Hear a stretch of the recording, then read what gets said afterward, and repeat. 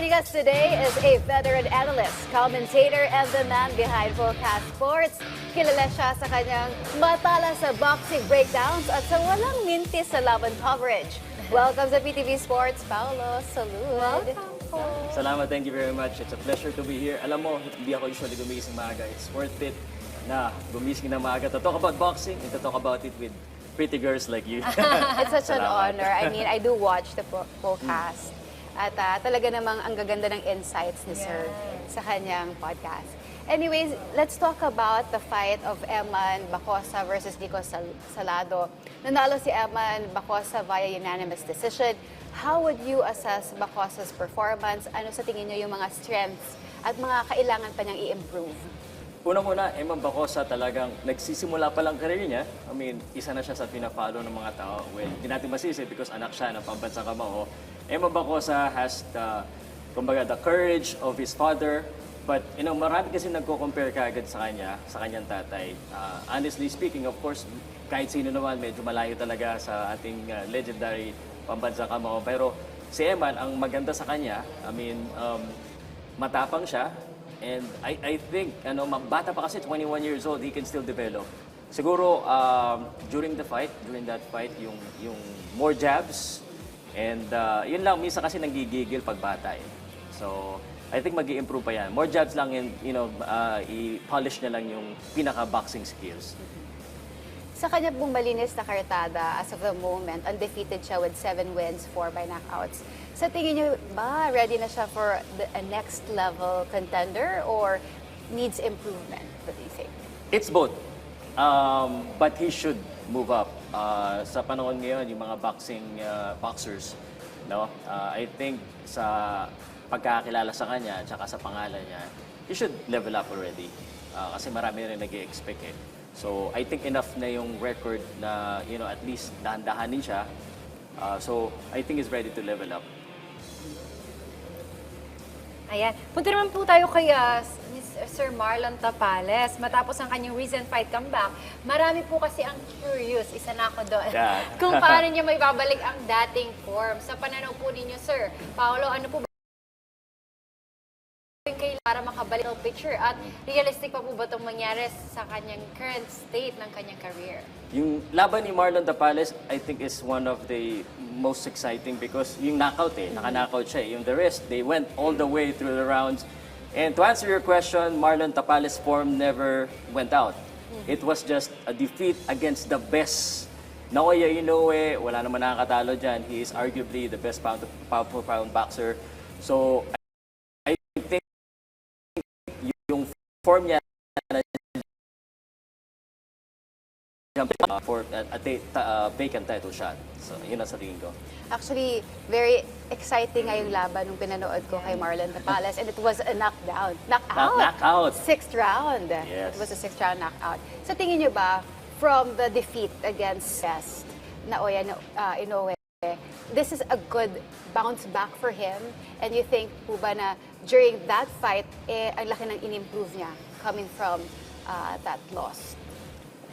Improvement, every time you lose, you learn. And again, there's no shame in losing to an Naoya Inoue. So again, I think nag-improve siya. Again, sabi ko nga, sharp eh. Sharp, ang ganda ng mga galaw niya. It's just a matter of leveling up again. I think 2 fights for a world title. And yun, kasi yung kalaban niya, honestly speaking, that's not his level. So, when he get to the next level, we truly test him again. But he is up there with the world title level. Naulipat naman po tayo sa Carl James Martin versus Aran Dipaen fight. Nanalo si Martin via unanimous decision, 98-90, 97-92, 98-91. Sa tingin niyo po ba, ready na ba si Martin for a world title shot soon? Ano po yung nakikita niyong improvement sa kanya kumpara sa mga huling laban niya? Si Carl James Martin, isa siya sa pinakasikat. Actually, I think a lot of the fans that was watching was cheering for him. Oh, lakas ng mga hiyawan. Grabe, syempre, ito yung mga boxer kasi na medyo marketable, may tsura, masipag, maganda yung pinakita. The fight with Aran Dipaen was a test. Aran Dipaen fought Naoya Inoue and lost. And sabi nila, kailangan talunin si Aaron Dipaen para makita kung nandoon na ba siya sa level na yon. I think, technically speaking, because he's already highly rated on most of the sanctioning bodies, he is also already on that part.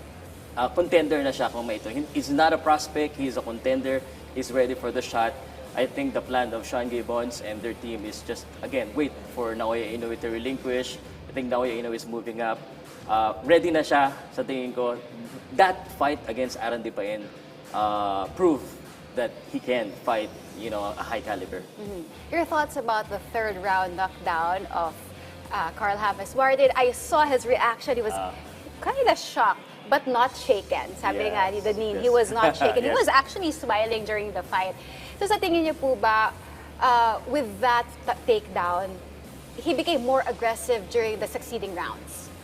I would say so. Talagang naging mas aggressive siya at dapat lang kasi he's in front of a lot of crowd. No one is expecting him to lose. So when that knockdown came, I think napatahimik lahat and I was personally shocked too. Grabe. I would say technically it's a legitimate knockdown, but when you watch the replay, it was just hindi lang punch eh. May tisod ng konti eh. So kaya sa bumaksak dahil dun sa tisod. But because there's a punch that landed, it will be counted as a knockdown. Siguro, Sir Paulo, kaya nakangiti rin si si Carl James. Parang hindi ako pagtado dito. Parang siguro naging nakapagigil ganon. kasi you wanna get back right away. Right. And what I love about Carl James Martin, he was very aggressive. Ang ganda ng pinakita. Talagang, I think he wants to impress the crowd. He was rooting for him. He wanted to go for a knockout, I think. But matibay din talaga yung Aaron Dipaen. Tsaka very impressive, sir, yung kanyang mga combination punches na pinakawala during that fight. Carl James Wonderboy Martin, a lot of people considered him also as, I don't want to say next, but like Manny Pacquiao, yung kanyang combination, yung kanyang aggressiveness, talagang magugustuhan ng mga tao yung style nito. Siya ang kailangan din, isa siya sa boxer na kailangan ng boxing community para mas lumaki pa. Isa po talaga yung laban na yan sa mga talagang inabangan ng mga boxing fans. Ang ganda rin ng entrance niya. Correct. Pati mga girls, sinabangan din siya eh. Ewan pala sa inyo. Hindi ba tayo kasama doon? Pero ayan, lipat naman po tayo sa Yumir Marshall versus Eddie Colmenares fight. Nanalo si Marshall via majority decision. Sir, paano niyo po ba nakikita yung composure at maturity ni Marshall sa laban na ito? Considering na na-knockdown siya pero nakabawi pa rin. Ano pong masasabi mo sa kanyang mental toughness? Ako, medyo magiging dramatic yung sagot ko dito. 50 years ago, Ali and Fraser said they went almost to death on their fight 50 years ago. I think itong laban na itong pinakamagandang laban sa Thrilla in Manila too because two fighters pushed each other to the limit. Oh my gosh, duguan, and ito siguro yung mga malalakas na suntok, talagang rinig na rinig mo. It was amazing. Even the foreigners, the people that are watching, sabi nila, this is the best fight. I believe this was a true test. It was a much-needed test for Yumir Marshall. He's not getting any younger, and he has few fights. So maganda talaga na ipalaban siya sa ganito na mas malaki, mas matangkad, and a knockout artist. I think he is the real winner of this fight. Actually, isa to sa mga talagang makapigil hiningang laban. I was so excited. I was sobrang sigaw ako ng sigaw. But then what does, ano yung na-reveal siguro in terms of mental toughness ni Yumir Marshall despite the fact that he was taken down twice during the game? Well, by the way, it was his birthday. Yes. Birthday celebration. Happy birthday, Such a Yumir. beautiful gift. Grabe. Bugbog sarado sila pareho. Mental toughness, I already know that Yumir had that because in the amateur, hindi ka talaga pwedeng pumili ng kalaban dyan, talagang laban kung sino yung tapat sa'yo. Being knocked down, sometimes it's needed for a boxer. Si Manny Pacquiao lost and got up multiple times. Yumir Marshall showed that in front of the people. Again, Filipino, undefeated, hindi pwedeng matalo. So, iba yung mental toughness niya. Hindi lang mental toughness kasi after the fight, nagsabi siya na meron siyang sakit sa tiyan. So, lahat ng toughness sa katawan, it is a definition of a champion. He is, sabi nga ni Manny, nakita niya si Yumir na magiging world champion. And pinakita niya ni Yumir na ganun nga. You get up when you're knocked down. And, that's already a testament na you will be or you could be a world champion. of course, Humor Marshall, napanatili din niyang malinis ang kanyang record. Sa tingin niyo, sino kaya ang nakikita niyong fighter na pwedeng itapat sa kanya next? Wow. Ang dami nagtatanong, pero we'll be stretching too much pag nag-mention ako ng mga champion. Obviously, the champion is the target. Yumir, I believe, just need to fight anyone that's maybe close to being rated. As of right now, sikat kasi siya dito sa Pilipinas. He's an Olympian. Pag mga Olympian kasi, meron silang acceleration program, parang pwede na sila itapat sagad sa mga malalakas. So, I don't want to name names. I think he just need to fight someone that's in the top 15. And then, so he could accelerate na pwede siya lumaban ng mga name opponent. Matindi ang middleweight, super middleweight division. Sobrang lakas, so this was a good test. Do you think he's ready for a higher rated opponent? The question is, if he's ready or not. I think the question is, when will that happen? I mean, he is, for me, being a decorated amateur and an Olympian, he should be fighting the best. This one was one of them, but he need to go up some more. So, he should. Whether he's ready or not, again, sabi ko nga, ilang taon na ba siya? 27 yata, or I'm not quite sure, pero dapat na i-rate, ilaban sa rated boxer. Now let's go to Melvin Jerusalem. Yes.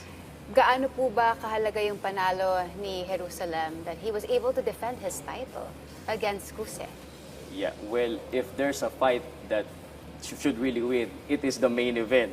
Kasi, syempre, yun yung pinakamataas na laban. It's a world title shot. Melvin Jerusalem, that is a very important fight, not only to retain the belt, but because it is a celebration. If you lose the main event in a celebration of the 50th anniversary, then medyo malungkot. So, this one, since he won this one, he is in contention to have a rematch with Oscar Collazo. So, yun naman talaga yung target eh. Kasi yung World Championship, hawak ng dalawang Pinoy, si Pedro Taduran, who also won his fight against Balunan, and again, Melvin Jerusalem. So, si Collazo yung target nila. So, it's very important to retain that para, makakuha siya ng rematch again kay Collazo. Right.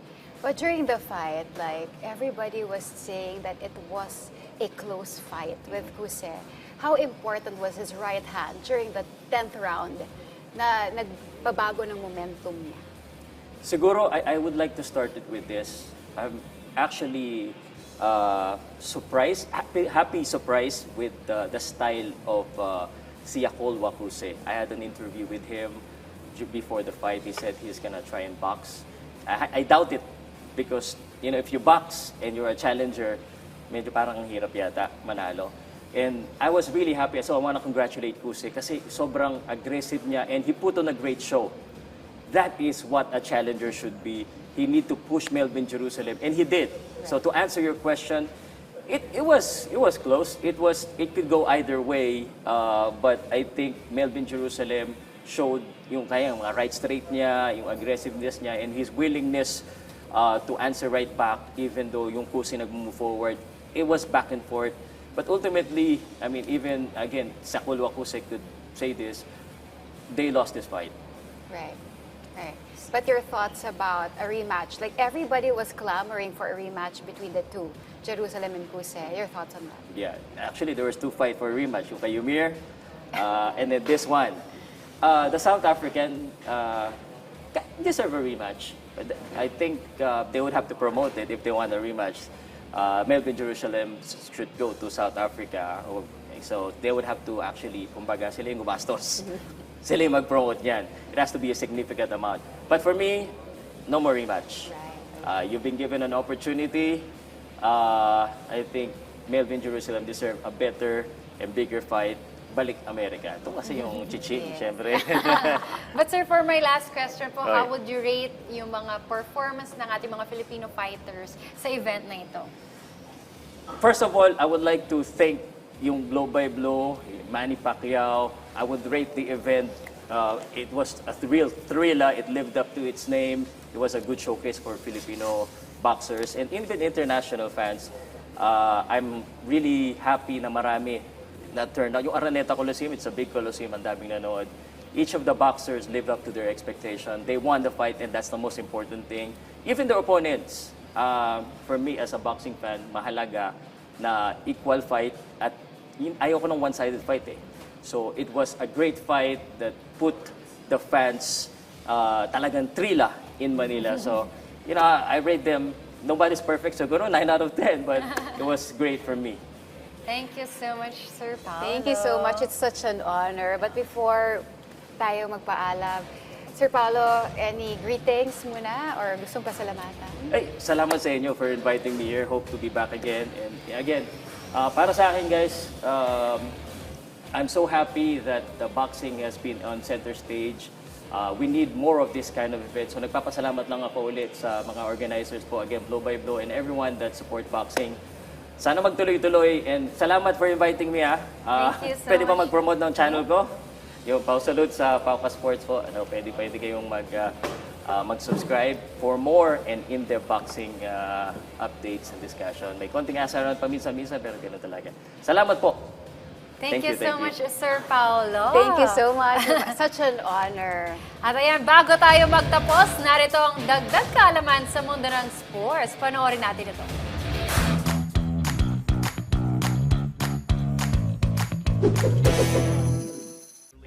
Ang snowboarding ang isa sa pinakasikat na laro sa United States. Ito ay kombinasyon ng larong skateboarding, sledding, surfing at skiing. Ang larong ito ay na-develop noong 1960s sa United States at naging winter sport sa Olympics taong 1998 sa Nagada, Japan. Ang konsepto ng laro ay magpadula sa snow-covered slope habang nakatayo sa snowboard. Ang paglalaro ng snowboarding ay binubuo ng various styles sa tricks. Ito ay ang freeride, freestyle, jibing, slopestyle, big air, boarding cross at boarding racing.